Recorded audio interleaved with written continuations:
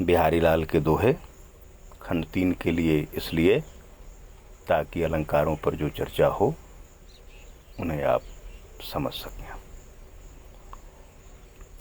चटक न छाड़ तू घटत हूँ, चटक न छाड़ तू घटत हूँ, सज्जन नेहु गंभीर। चटक न छाड़ तू घटत हूँ, सज्जन नेहु गंभीर। फीको परे न बरु फटे, रंग्यो चोल रंग चीरू। चटक न छाड़ तू, अपना चटकीलापन, अपनी चमक नहीं छोड़ते हैं। घटत हूँ घटने के बावजूद, सज्जन नेहु गंभीर।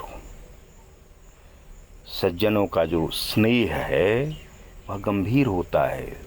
पहले बताया है ना कि सज्जनों का संसर्ग, उनकी संगति में एक गंभीरता होती है। उनकी बातों में, उनके स्वभाव में जो गंभीरता होती है वह जल्दी हटती नहीं है। वे दुर्जनों की तरह नहीं होते, दुष्टों की तरह नहीं होते कि बात बात पर कभी इधर कभी उधर हो जाएं, दाएं बाएं। जे बिनु काज दाहि न बाएं, तुलसी ने कहा। सज्जन की दोस्ती स्थायी होती है, सज्जनों का साथ स्थायी होता है। कारण क्या है कि वे कुछ चाहते नहीं हैं किसी से, और जो दुष्ट होते हैं वो आपके साथ इसलिए आते हैं क्योंकि उन्हें आपसे फायदा उठाना होता है। और जो अच्छे लोग होते हैं वो फायदा उठाने के लिए नहीं आते बल्कि फायदा देने के लिए आते हैं। इसलिए उनका जो संबंध होता है वह टिकाऊ होता है।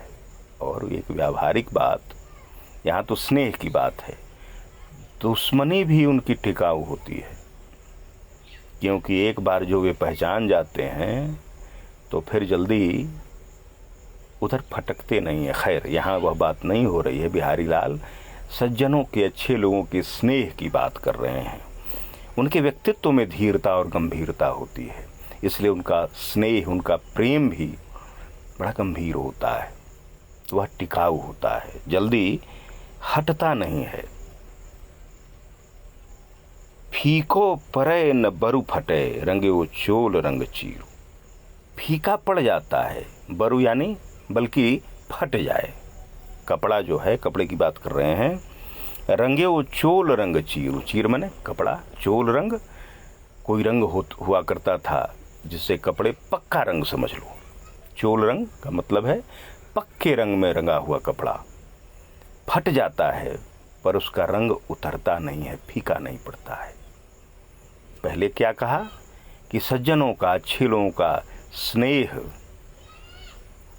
चटक न छाड़त घटत हूँ, अपना चटकीलापन नहीं छाड़ता है। सज्जनों ने यह गंभीर, सज्जनों का स्नेह जो गंभीर स्नेह है वह अपना चटक नहीं छाड़ता, अपना चमकीलापन, अपनी तीव्रता है ना, स्नेह की जो गंभीरता है, स्नेह का जो स्थायित्व है वह जल्दी जाता नहीं है। घटने के बावजूद आप चाहे उनके प्रति जैसा भाव रखें, आप चाहे उनसे दूर हो जाएं, घटत हूँ का मतलब यहाँ वही है कि आप उनसे अलग भी हो जाते हैं, दूर भी हो जाते हैं, थोड़ा कुछ कह भी देते हैं उन्हें, फिर भी उनका स्नेह आपसे हटता नहीं है। कारण वे समझते हैं कि कोई व्यक्ति क्यों दूर चला गया, क्यों मुझसे अलग हो गया, क्यों यह ऐसी बात कह रहा है। वह जानता है आपके व्यक्तित्व को, आपकी सोच को, आपकी समझ को, इसलिए वह आपसे दूर नहीं होता, उसका स्नेह आप पर कम नहीं होता। जानता है कि आज न कल फिर वो वापस आएगा, लौटेगा। कुछ गलतफहमियों में होगा तो आज न कल फिर वापस आ जाएगा। यहाँ तो एक बात है। और दूसरा क्या है, एक कपड़े की बात है कि पक्के रंग में रंगा हुआ कपड़ा चाहे फट जाए पर वो उसका रंग जो है वह फीका नहीं पड़ता। पहली बात पहली पंक्ति में जो बात कही गई, मानो दूसरी पंक्ति उसका उदाहरण है, दृष्टांत है। इसलिए यहाँ दृष्टांत अलंकार है। बिंब प्रतिबिंब भाव। दृष्टांत अलंकार में क्या होता है, जो उपमेय है और उपमान है, प्रस्तुत और अप्रस्तुत, बताया था ना कल, ये दोनों बिंब प्रतिबिंब भाव से एक दूसरे से जुड़े होते हैं। दृष्टांत का अर्थ वैसे होता है उदाहरण, जैसा मैंने पहले कहा।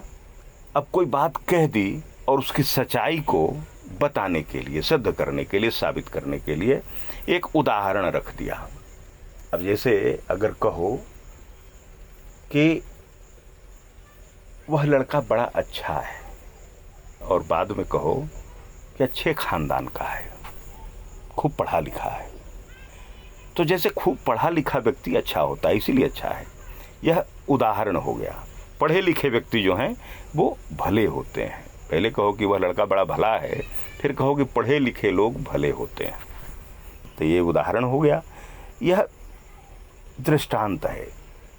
हालांकि दोनों जो वाक्य हैं वे स्वतंत्र हैं, दोनों बातें, उपमेय और उपमान दोनों स्वतंत्र हैं, लेकिन दोनों में एक दूसरे से संबंध है।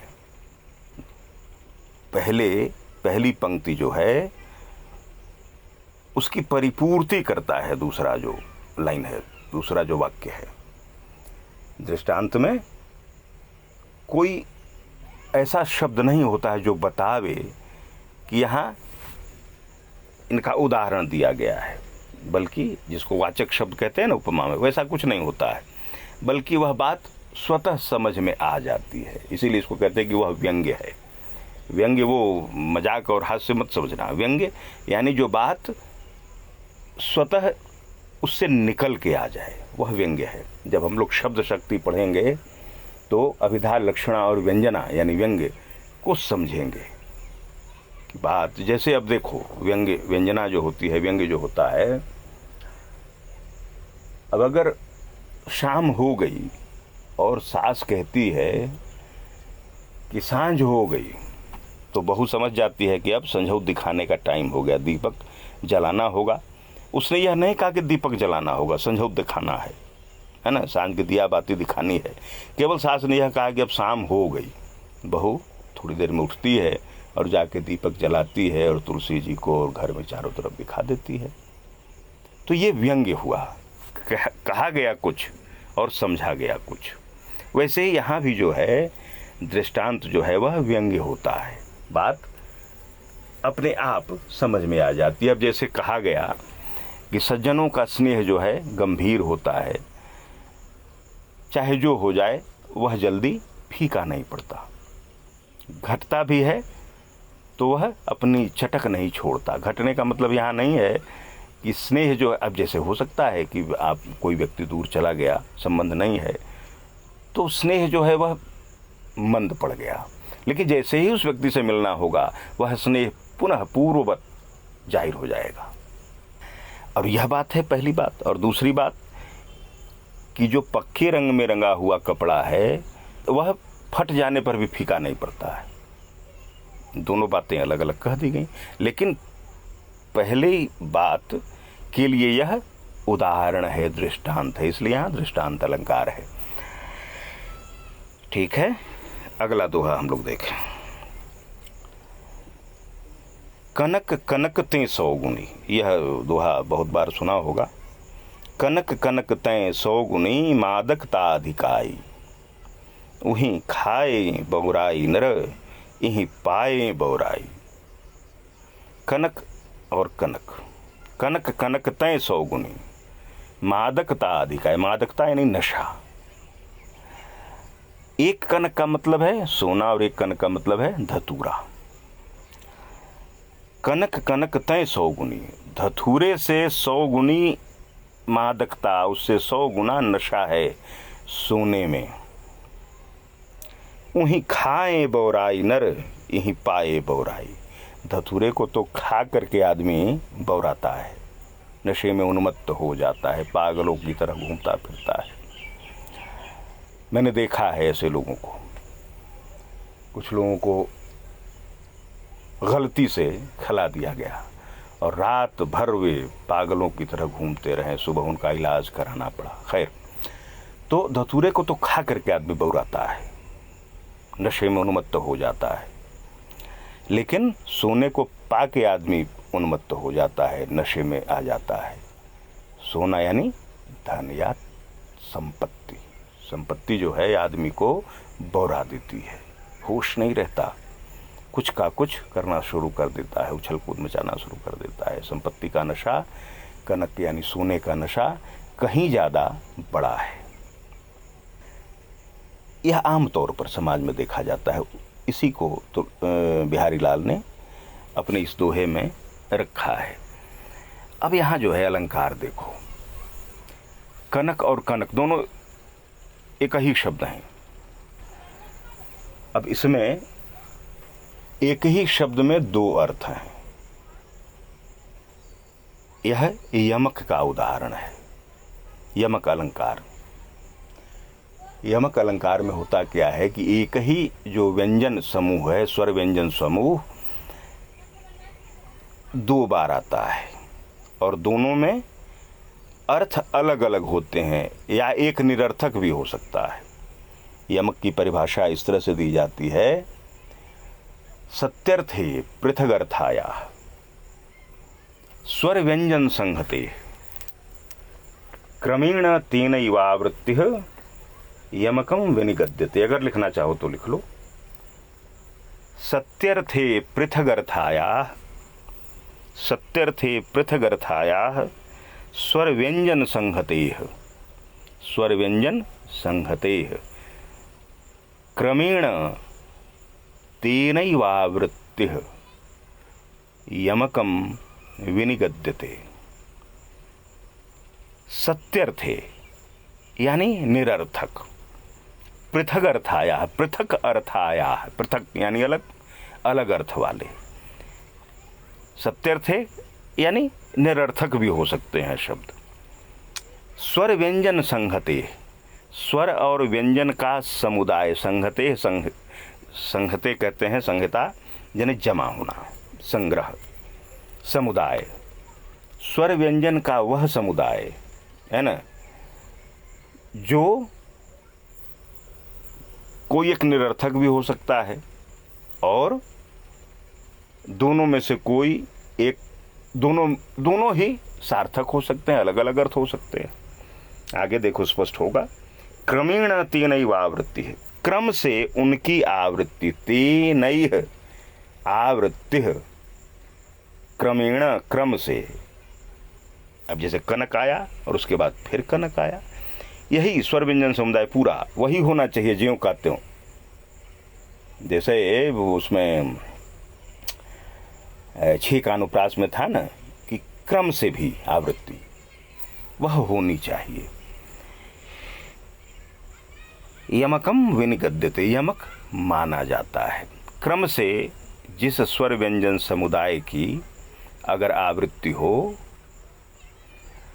और उनमें से एक निरर्थक भी हो, आवृत्ति होनी चाहिए, 2 बार आना चाहिए। या हो सकता है कि दोनों सार्थक भी हों, यहाँ तो दोनों सार्थक हैं, एक का मतलब धतूरा, एक का मतलब सोना।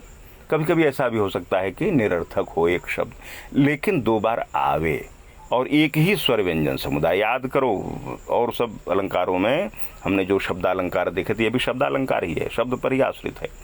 और शब्दालंकारों में केवल व्यंजन को गिना जाता है, इसमें स्वर को भी गिना जाता है। यह भी हो सकता है 2 बार ही नहीं बल्कि कई बार आवृत्ति हो सकती है। हालांकि है यह अनुप्रास का ही एक भेद है, लेकिन इसीलिए अलग है क्योंकि इसमें स्वर की भी गणना होती है। व्यंजन, स्वर और व्यंजन दोनों की गणना होती है। ठीक है, अगले दिन फिर हम लोग 2 दोहे पढ़ेंगे।